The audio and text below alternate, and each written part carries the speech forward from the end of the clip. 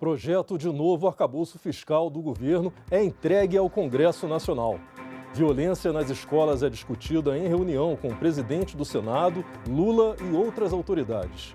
E o Senado inaugura exposição de fotos dos ataques que o Congresso sofreu em 8 de janeiro. Boa noite. Hoje é terça-feira, 18 de abril, e o Senado Notícias está no ar.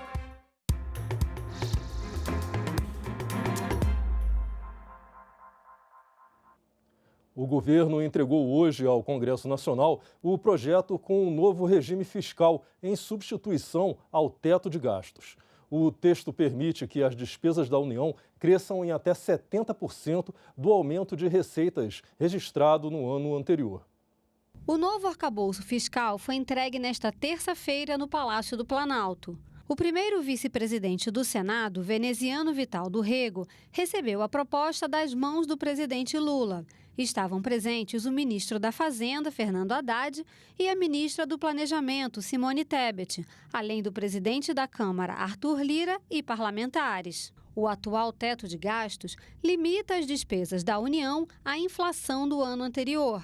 Se tudo for do jeito que nós estamos pensando, nós iremos fazer a nomeação do relator amanhã, direto a plenário, pedir todos os trâmites e ajuda aos líderes para que favoreçam, para que essa matéria venha e apertar o debate, torná-lo público com o texto publicado, com o texto com todos os seus detalhes, para que a gente possa, ao longo desses dias, fazer esse debate o mais transparente possível. Se as metas fiscais não forem atingidas, você tem uma redução da velocidade do crescimento da despesa em relação à receita. Então, é um mecanismo que pode funcionar muito bem se toda a agenda for cumprida. O Brasil não aguenta mais sangria. A nova proposta prevê a cada ano aumento das despesas até 70% do crescimento da receita entre janeiro e dezembro. O segundo limite estabelece uma variação de crescimento das despesas entre 0,6% e até 2,5% acima da inflação. Pelo texto, ficarão fora do limite de gastos, entre outras despesas, as transferências previstas na Constituição e aos fundos de saúde dos estados, Distrito Federal e municípios para pagamento do Piso Nacional de Enfermagem.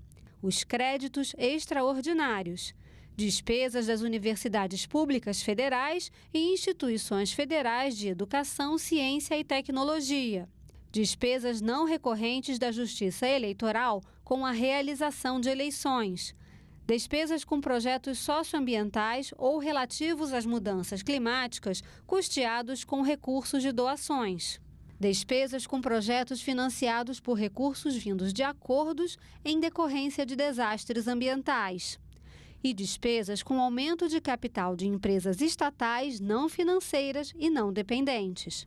O arcabouço fiscal, ele vem com a letra de lei que pode dar condição ao Brasil de manter o equilíbrio fiscal das contas públicas, ou seja, compatibilizar a receita com a despesa do governo federal e também dar um espaço de condição para investimentos no ano de 2024 de algo em torno de 180 a 200 bilhões de reais. Se a arrecadação crescer, suponhamos, R$1 bilhão, o governo só vai poder aumentar as suas despesas em 700 bilhões de reais, o que dá uma tranquilidade muito grande para o mercado e por isso mesmo é que o anúncio desse novo regime fiscal tem feito com que o dólar venha baixando e a Bolsa venha aumentando. Isso demonstra confiança, credibilidade da condução da política econômica do governo. O projeto de lei com a nova regra deve ser analisado pelo Congresso Nacional. Nós precisamos criar as condições para que se tenha não só a receita, se tenha um recurso para aplicar e executar essas políticas públicas, como também se tenha a responsabilidade para poder ter o país fiscalmente dando os passos corretos rumo ao desenvolvimento. Uma lei que não nos prive do essencial, não só para investimentos em área social e infraestrutura, mas para possibilitar ao Brasil desafogar a nação brasileira. O presidente do Congresso, senador Rodrigo Pacheco, prevê uma análise rápida pela importância do assunto.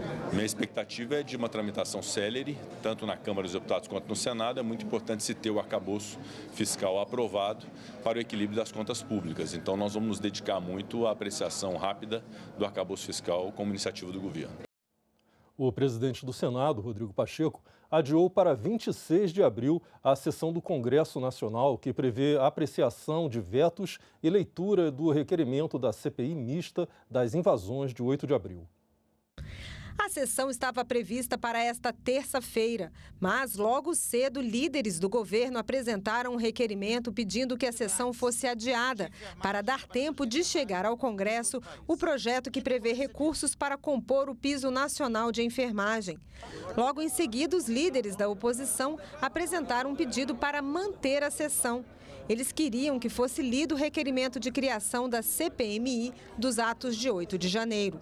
Foram 2 horas de reunião e houve até manifestação de deputados no Salão Azul. Mas a decisão foi de adiar a sessão do Congresso para o dia 26 de abril.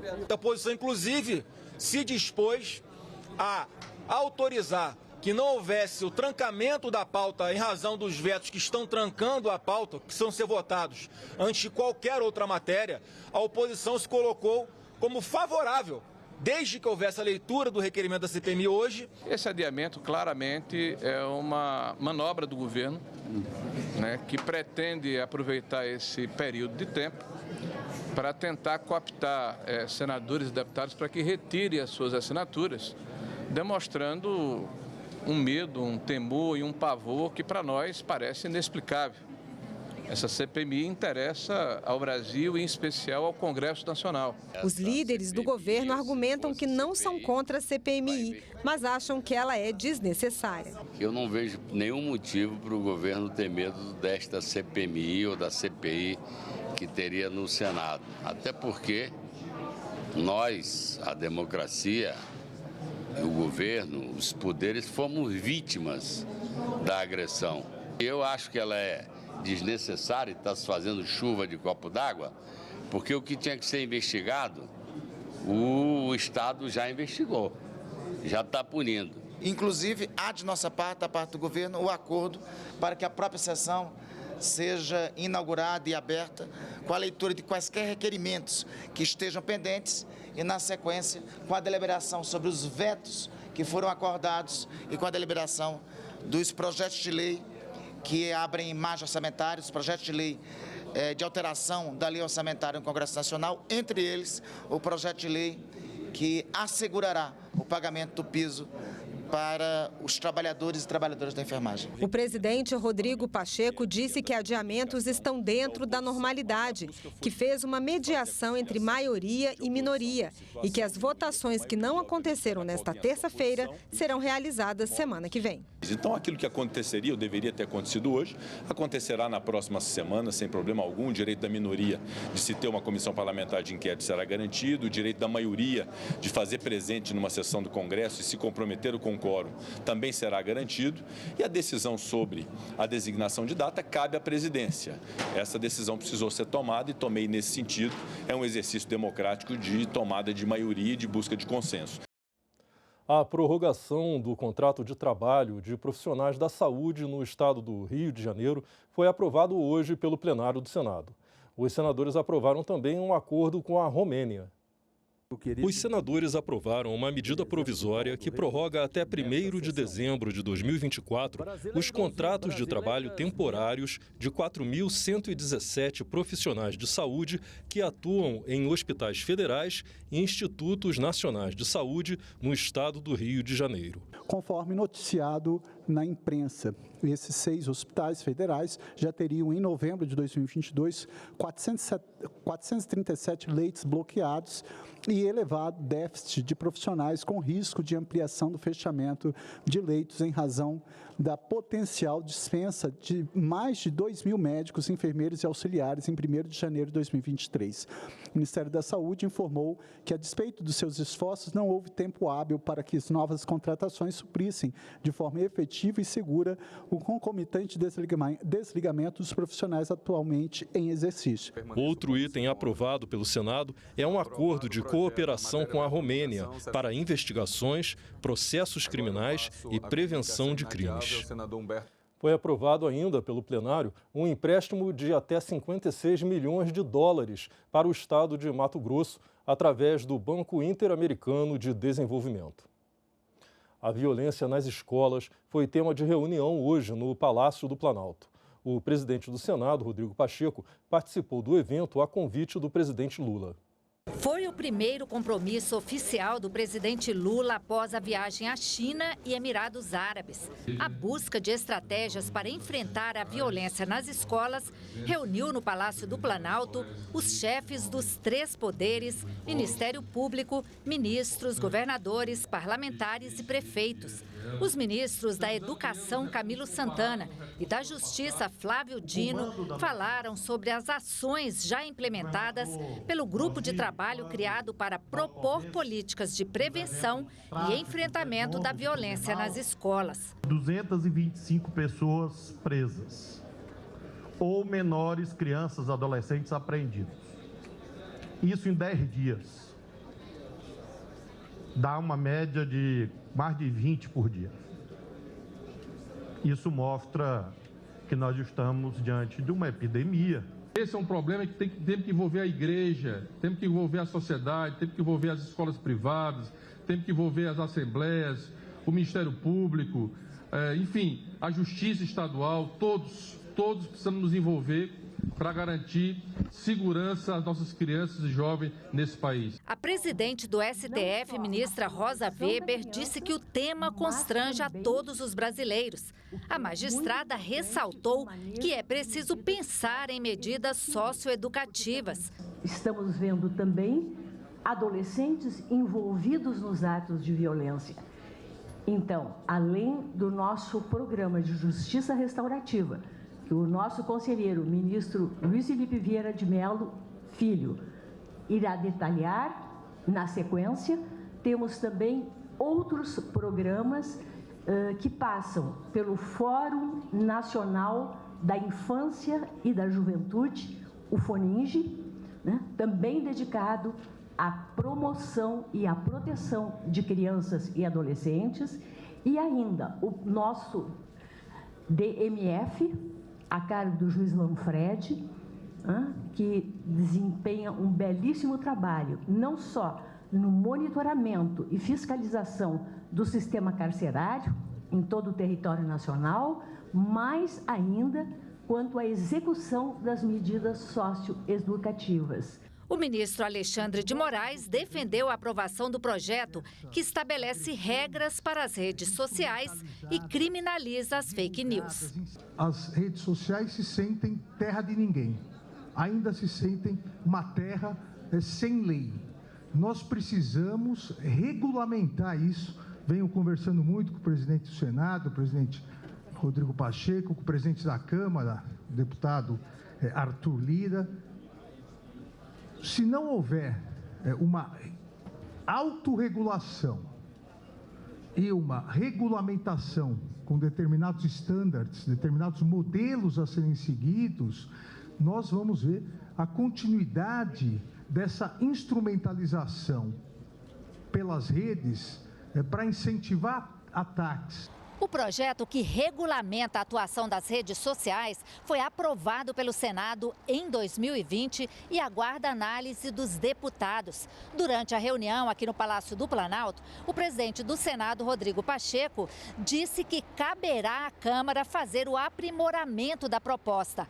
Pacheco disse também que o Poder Legislativo está alinhado com as iniciativas do governo para combater a violência nas escolas e comprometido com essa pauta. Há uma série de iniciativas legislativas a essa altura, no âmbito do Senado Federal e da Câmara dos Deputados, e o compromisso que tem é de fazer um alinhamento absoluto dessas iniciativas com o governo federal para que possamos ter uma integração, de modo que o Legislativo não pretenda fazer por si só essas iniciativas, tampouco o Executivo por si só essas iniciativas, e que haja uma integração entre Legislativo e Executivo na melhor política pública possível para o enfrentamento desse problema que, de fato, é dos problemas mais graves que temos hoje na nação brasileira a ser enfrentado.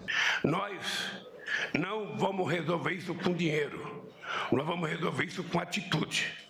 É por isso que tem que criar comitê de prefeitos, prefeito tem que criar comitê de pais, sabe, comitê de professores, comitê de padres, de pastores. Nós temos que transformar esse grave problema numa solução política para a gente resolver a violência nesse país. A Comissão de Assuntos Econômicos aprovou empréstimos no total que pode chegar a 1 bilhão e 700 milhões de dólares. Estes empréstimos seguiram para votação no plenário do Senado. Foi aprovada a contratação de crédito de até 1 bilhão de dólares com o novo Banco de Desenvolvimento, o Banco dos BRICS, para financiamento parcial do Programa Emergencial de Acesso a Crédito, criado em 2020, para proteger negócios e empregos dos impactos econômicos da pandemia de Covid. Outra autorização prevê empréstimo de 56 milhões de dólares entre o governo do Mato Grosso e o BID, Banco Interamericano de Desenvolvimento, para financiamento do Profisco 2, projeto de modernização da gestão fiscal do Estado. A comissão aprovou ainda autorização para que o município de Recife contrate 2 empréstimos com o BID. Um de 104 milhões de dólares para financiar o programa para promoção da sustentabilidade fiscal da capital pernambucana e outro empréstimo de 260 milhões de dólares para financiar o programa de requalificação e resiliência urbana em áreas de vulnerabilidade socioambiental, o Promorar Recife. Os objetos específicos são: ampliar o acesso à infraestrutura, equipamentos e serviços urbanos e sociais e a programas produtivos. 2. Reduzir os riscos de enchentes e deslizamentos de terra, levando em consideração critérios de resiliência e adaptação ao clima. 3. Aumentar a capacidade da Prefeitura do Recife para gerenciar o desenvolvimento urbano, habitacional e os riscos ambientais e climáticos. A Comissão de Educação, Cultura e Esporte aprovou projetos que criam datas nacionais para campanhas de conscientização da população. A semana do dia 15 de maio será dedicada à conscientização sobre hemangiomas e anomalias vasculares. O hemangioma é uma lesão vascular de causa ainda desconhecida pela medicina, que se manifesta logo após o nascimento. É um processo de conscientização, um percentual que pode variar de até 5% das crianças são acometidas desse problema vascular. E a iniciativa dele é de propor uma semana nacional que coincida com a semana de 15 de maio, com o dia 15 de maio, para discutir, para orientar as famílias, os pais, para que o Brasil possa dedicar ao tema. Já o dia 26 de agosto fica fixado como Dia Nacional da Educação Básica. Que é o que o Brasil precisa, né? Educação básica boa, de qualidade, para todos, né? Desde a creche até o final do ensino médio, profissionalização, jovens e adultos. E muitas vezes as pessoas nos questionam ou perguntam por que de dias ou semanas ou meses. Eu quero expressar assim a minha opinião de que é algo extremamente importante. É um tema levantado pela sociedade, por setores organizados, e um dia, uma semana, um mês, é uma oportunidade que a sociedade tem de debater, de discutir, de sensibilizar, de conscientizar. No primeiro episódio da série sobre os 200 anos da primeira Assembleia Constituinte, vamos relembrar os tempos do Brasil Império. A monarquia, sob a regência do imperador Dom Pedro I, tentava entregar à nação a sua primeira Constituição. Em 3 de maio de 1823, por determinação do imperador Dom Pedro I, reunia-se pela primeira vez no Rio de Janeiro uma Assembleia Constituinte no Brasil. O país recém-independente, influenciado por ideais liberais, estava em busca de sua primeira Constituição. Padres, juristas, ilustrados e oficiais, eleitos no ano anterior, iriam elaborar o texto com os contornos jurídicos da nova nação.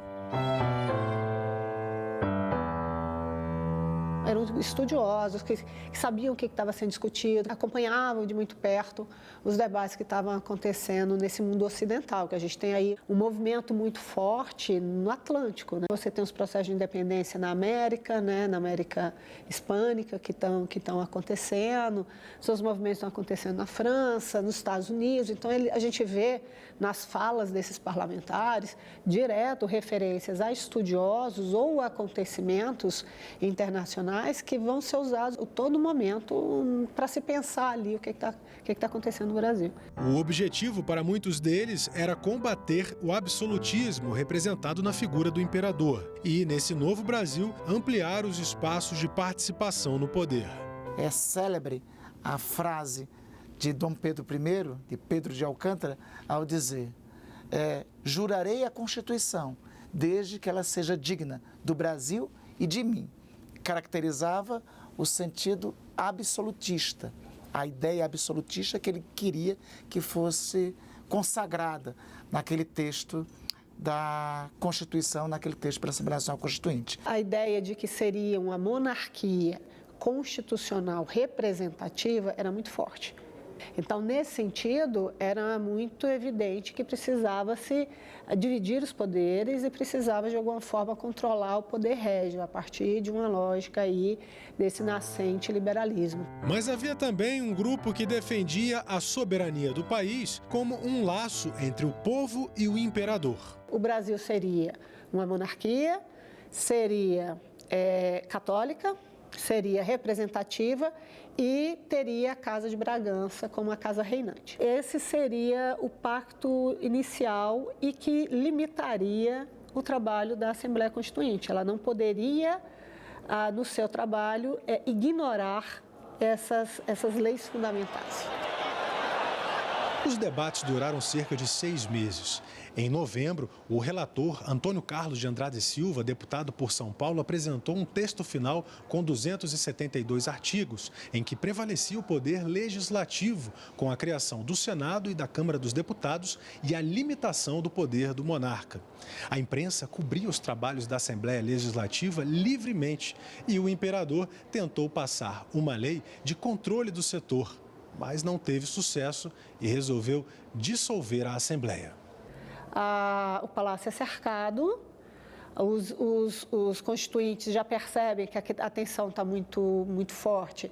Eles declaram uma sessão permanente, uma sessão aberta, que dura uns 2 dias. E, no final das contas, as tropas invadem e prendem, e alguns deles vão ser deportados, outros vão ser presos.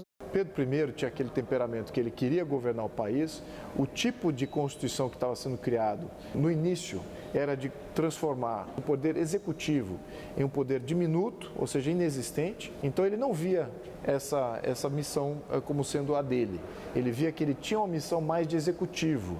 Ele dissolve a Assembleia Nacional Constituinte e outorga a nossa primeira Constituição. No próximo episódio da nossa série especial, nós vamos conhecer detalhes do texto da Assembleia Constituinte de 1823, que ficou popularmente conhecido como Constituição da Mandioca e que, apesar de nunca ter entrado em vigor, influenciou o ordenamento jurídico brasileiro.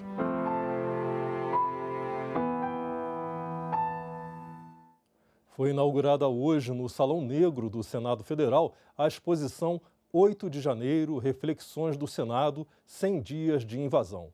50 imagens mostram o ataque ao Congresso. A mostra fica aberta ao público de 19 a 26 de abril e também pode ser acessada no site do Senado no formato digital.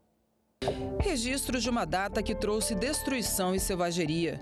Pelas lentes dos profissionais que cobrem o parlamento, as imagens daquele 8 de janeiro.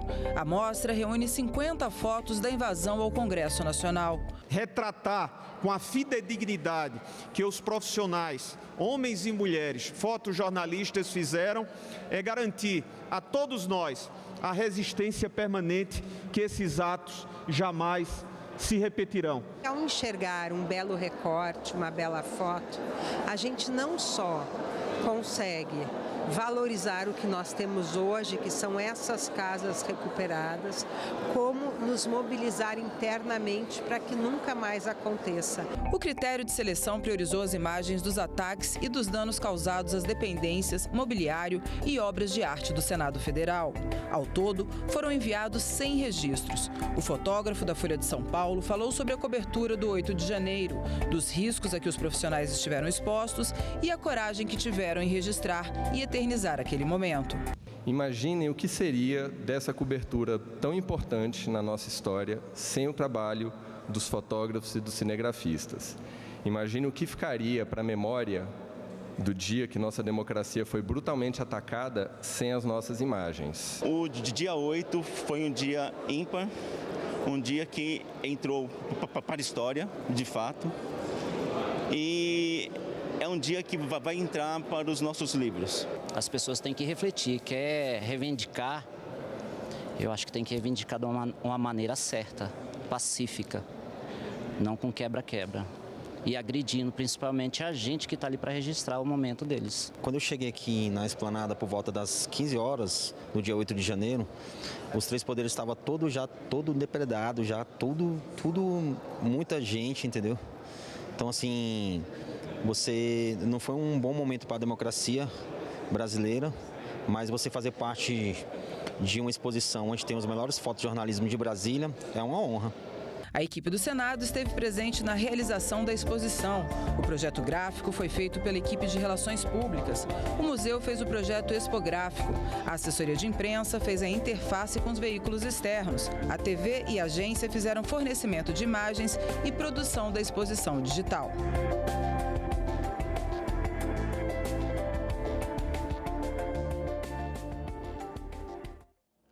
Ficamos por aqui. Você pode rever as reportagens desta edição na nossa página na internet, senado.leg.br/tv. Muito obrigado pela sua companhia e fique agora com trechos do documentário inédito Democracia para Sempre, que a TV Senado exibe pela primeira vez daqui a pouco, às 9 horas. São imagens exclusivas da posse presidencial e dos ataques de 8 de janeiro.